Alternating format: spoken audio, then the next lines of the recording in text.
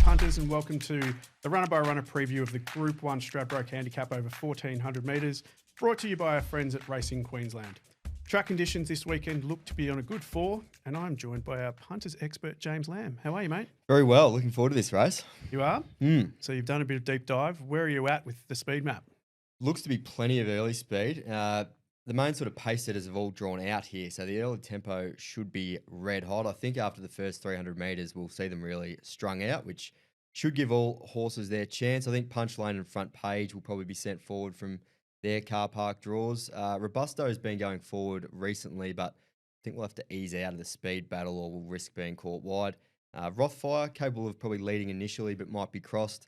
War Machine, the favourite, and the Instructor, they should land in the first half of the field. And the two horses that probably mat the best are Rise at Dawn and Golden Mile. They've drawn close to the inside. They can just let all the pace unfold and take a sit just off the speedsters. That's some impressive analysis to kick us off, so I'm looking forward to this one. Now, let's get straight into it and have a look at the first horse, Private Eye, Nash Rawiller. What are your thoughts there? Almost a $12 million earner, Private Eye. 12 wins to his name. Finished second to Alligator Blood in the 2022 Stradbroke. But in saying that, he was in career best form at the time and he's not quite at that level anymore. Tackling this race first up is an interesting move, but he's a four-time winner when fresh. Maybe a place chance, but I can't see him winning. Right, okay. And number 2, Rothfire. Out of a bad gate here in 17. Bad what do you think J-Mac's going to do? Yes, does get J-Mac to offset the gate, I guess, but been under an injury cloud for the last couple of weeks, which is never a good thing coming into a big Group 1 like this.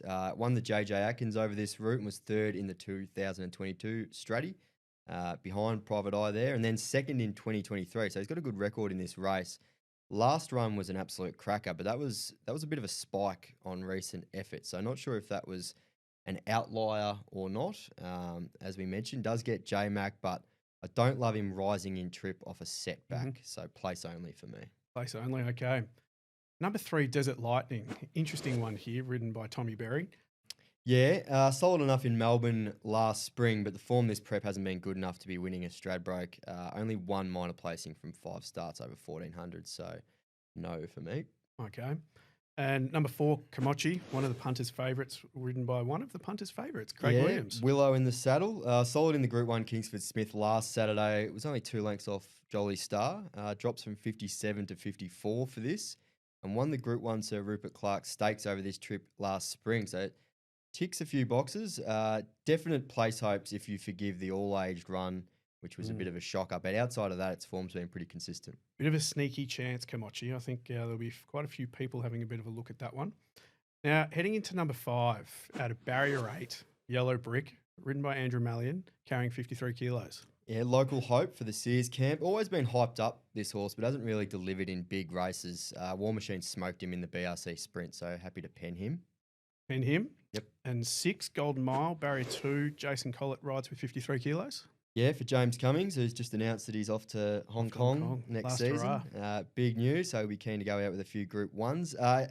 This horse was excellent in the Kingsford Smith last Saturday. It was a month between runs, so should be fitter for this, you'd think. Drops another one dropping in weight, 59 to 53.5 under the handicap conditions. Won the Caulfield Guinea, so the rising trip certainly won't trouble him. I think he's among the better hopes. Okay. 7, one of your favourites, War Machine, Barrier 13, Tim Clark, 53 kilos. Yeah, not too concerned about the barrier.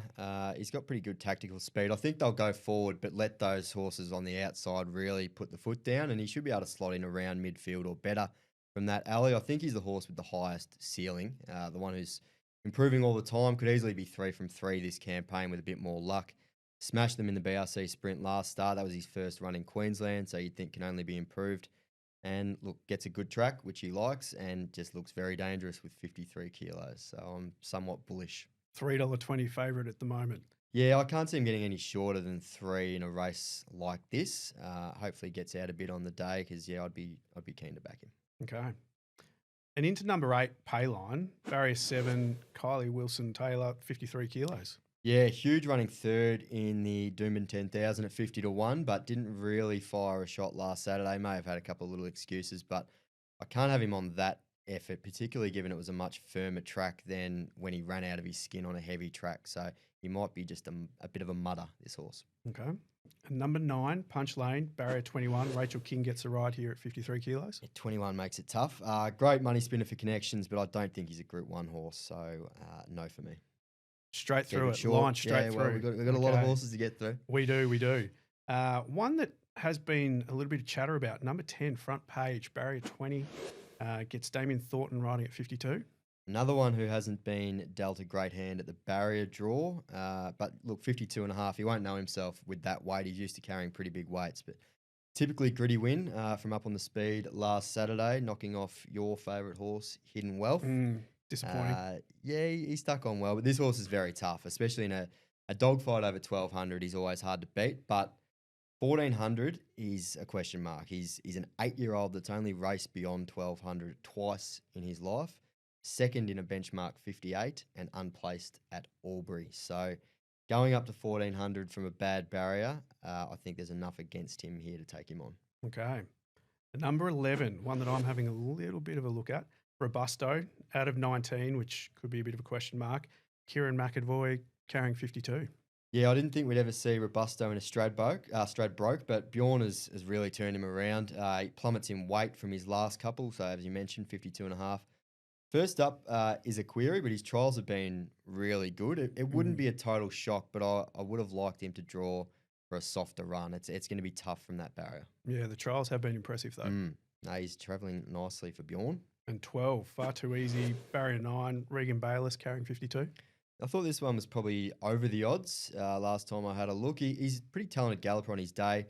I can't see him turning the tables on War Machine given the big margin last start, but I don't think he's hopeless from a place perspective. So one for your exotics, trifectas and first fours. Now we finally hit something that's at a little bit shorter odds that could get close to War Machine. 13, Rise at Dawn, barrier 3.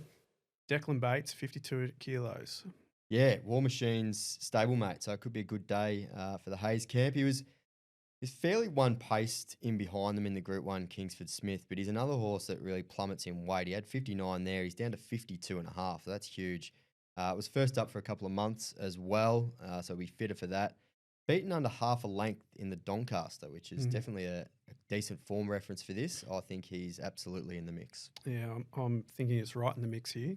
After that Doncaster run was quite impressive.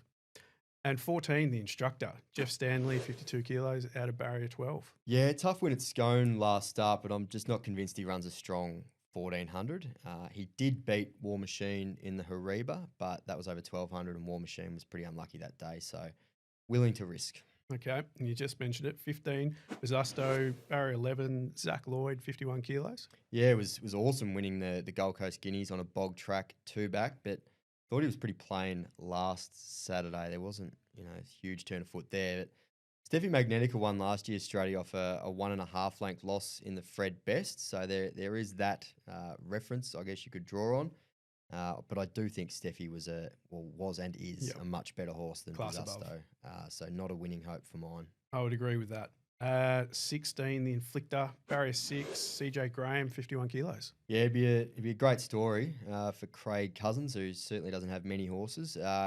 This horse was good winning a benchmark 85 last start, but it's a huge leap to a Group 1 handicap, especially given this horse has already been to the races 22 times. So I'm not sure how much scope there is for improvement. He's pretty well exposed. Yep, I'd agree. 17, Firestorm, barrier 16, Ron Stewart carrying 51.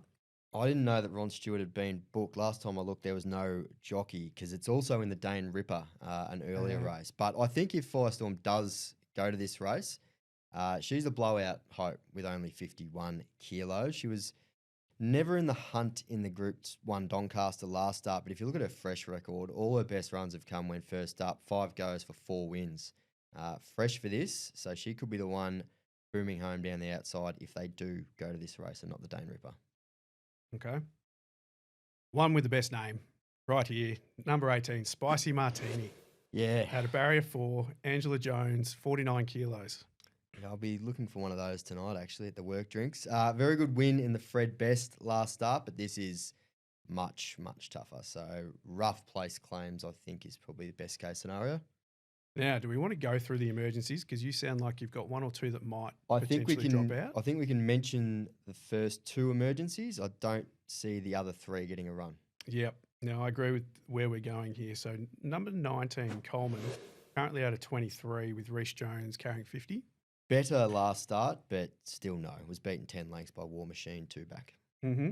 And one that I have liked, have tipped, have won. Number 20, Transatlantic.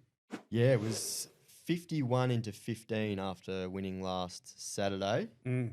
So if you did take the 51, you'd be pretty flat when it came up as the second emergency. But if it does sneak in, it has to be some sort of chance because it is one of only a few horses, I think, who is still on the up and still yet to reach their ceiling.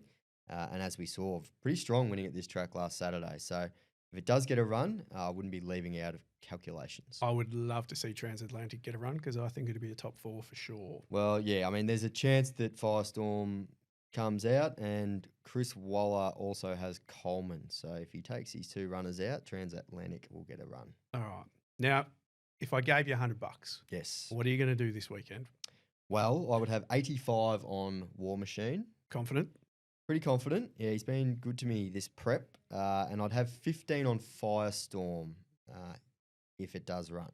Okay. At bigger odds. So, and then I've got Rise at Dawn for third and Golden Mile for fourth. But I think there's quite a few horses that you could throw in trifectas and first fours and have sort of War Machine as your anchor or your banker, depending how you want to say it. Okay. What do you like? So I've gone a little bit different. I'm actually going against War Machine. I don't think it's got the class. I think it's been running through the grades pretty easily. Hasn't come up against some good competition quite yet. Okay. In what I would say is good class competition. So this is going to be a real test for it, but I can certainly see it finishing top 3. I think the other Hayes horse, Rise at Dawn, is probably got a little bit more ahead of it and is going to run out the trip pretty well. I liked its run last start. Really liked where it came from. Didn't finish as strong, but first up, I wasn't overly surprised either. Second up, expecting a big run here, particularly after the trial run that it had as well. So yeah, it was 6.5 kilo drop is definitely significant. Yep. The weight drop for me is what's going to get across the line. So if I was playing with your $100, which I'm happy to if you want to hand it over, I'd be pretty much just putting all of it on Rise at Dawn. Yep. And then throwing a little bit of a trifecta in there with Rise at Dawn, Firestorm and War Machine. Very nice. Hayes with the potential Quinella. That's right. There's our tips for the Stradbroke. Thanks to Racing Queensland. And Lammy, thanks to you. Thanks for hosting. That's all right.